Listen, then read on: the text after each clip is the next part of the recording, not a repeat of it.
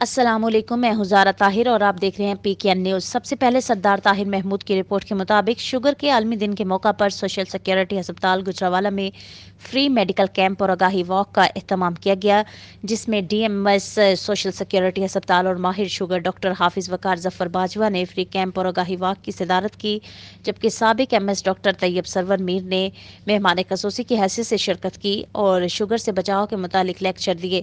Free medical camp میں سینکڑوں افراد کی کولیسٹرول، شوگر، یورک ایسڈ، گردوں سمیت دیگر ٹیسٹ کیے گئے اور شوگر سے متاثرہ مریضوں کے اعصاب کے متعلق ٹیسٹ بھی کیے گئے۔ مریضوں کو فری ادویات فراہم کی گئیں۔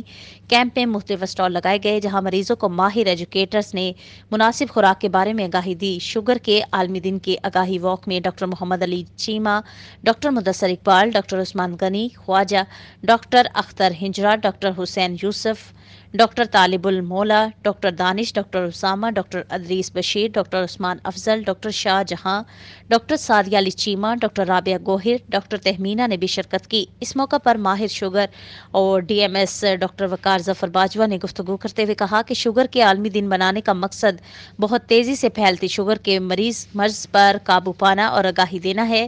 شوگر کے علاج کے 3 بڑے ستون ہیں: مناسب غذا، سیر یا ورزش اور مستند ڈاکٹر کی تجویز کردہ ادویات۔